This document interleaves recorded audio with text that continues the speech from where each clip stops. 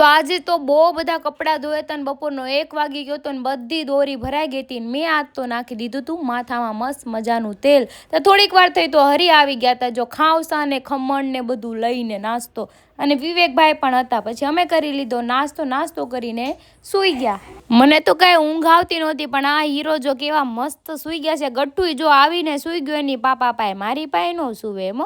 ને જાગીને હરીએ જો ખાઈ લીધો માવો. મેં કીધું ચા તો મને કે ચા થોડી પીવાની હોય, લ્યો શું કરવું.